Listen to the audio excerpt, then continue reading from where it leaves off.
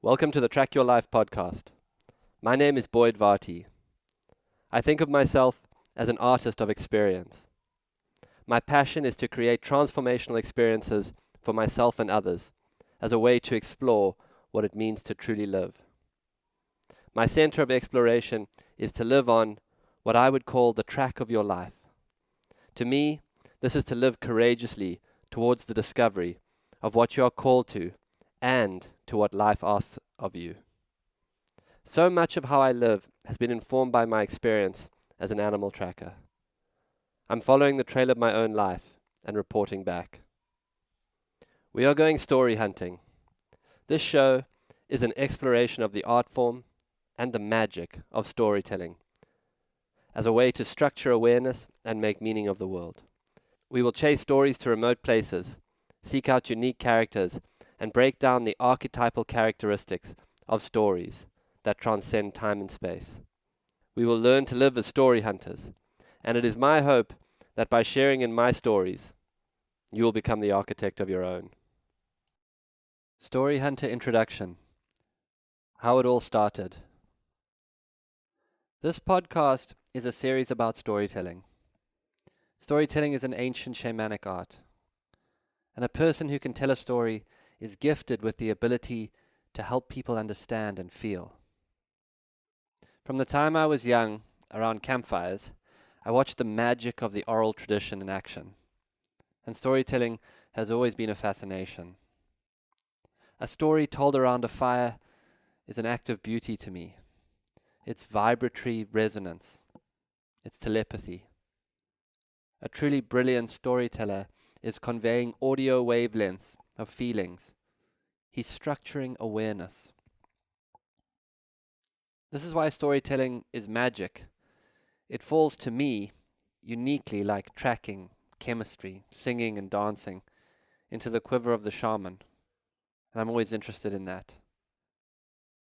In these next episodes, I'm hoping that we can explore the art form together. Story Hunter is stories about stories. It's thoughts on what brings a story to life. And it's also an attempt and a desire to at times capture stories.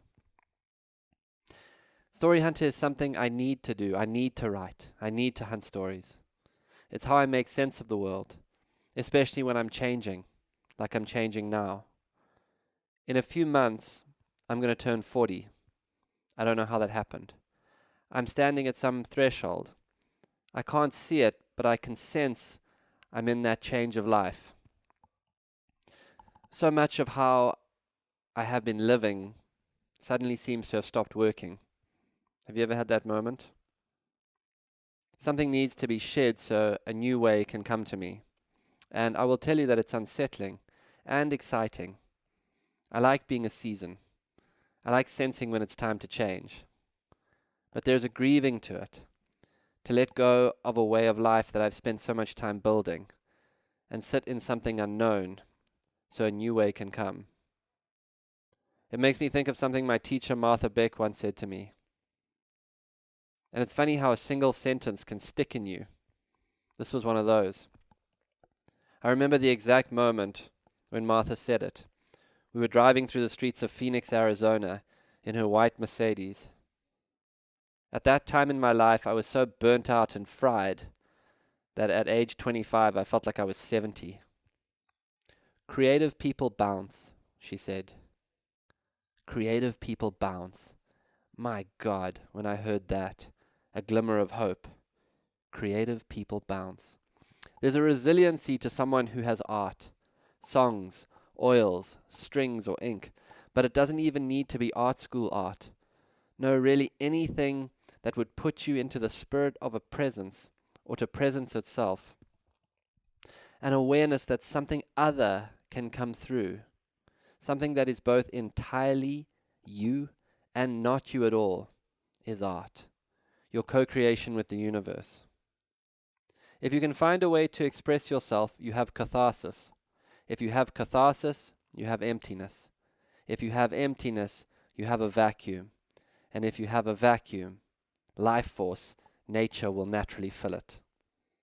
If you can learn to be leveled intentionally, there is always a chance for resurrection. Creative people bounce. And this is me bouncing. This is me coming back to life, to a new life. This is how I shed a skin. And this is how the story hunter was born.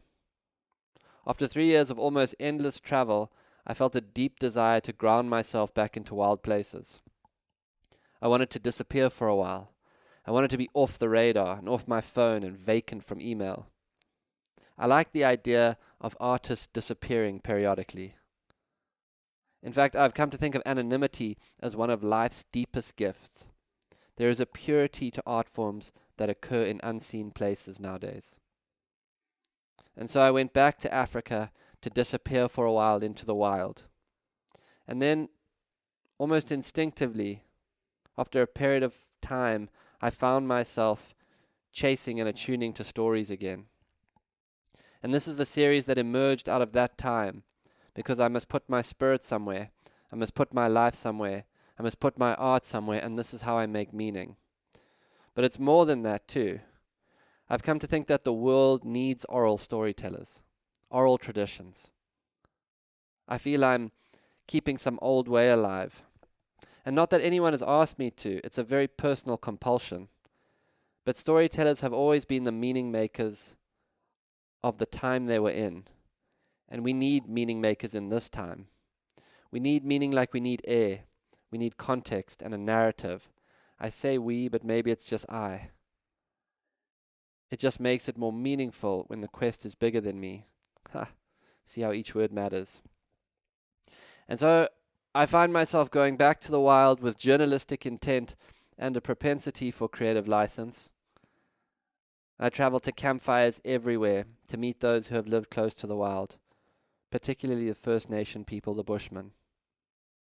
I found myself on pioneer towns and driving along rutted roads. My journey specifically took me to the wild places of Botswana and always the bushveld of eastern South Africa. I like being around those who speak the language of the wild, those who embody a different level of understanding of what it means to be wild. I was particular about who I sought out. I've never really been interested in the science of the natural world. Rather, I'm always looking for something deeper and more intuitive. I want to talk to those who can help me deepen my understanding of how wilderness is a doorway to soul. Humans are narrative creatures, and in each story, I began to find answers. In the end, each story was a thread of medicine in my own journey and in the web of my own life. I suggest that this podcast should be listened to like an album. It's a journey of both live stories and breakdowns on the archetypal characteristics of storytelling. It's stories and thoughts about those stories. And I hope that listening to this will help you become a better storyteller. I'm looking for the old ways, old stories, campfire cool. And in some ways, this is where a part of my broken heart goes. This is where my fascination with living goes. This is my gratitude to live. I turn back to my art and the art of storytelling to help me write a new story. A new story for a new iteration of my life. This is how I became the story hunter. Thanks for listening to another episode of the Track Your Life podcast with Boyd. To begin your own story hunting journey, sign up to the online course on Boyd's website, or just find him on Instagram, X, or your favorite podcast player. Please rate and review this podcast so that more people can find and enjoy it.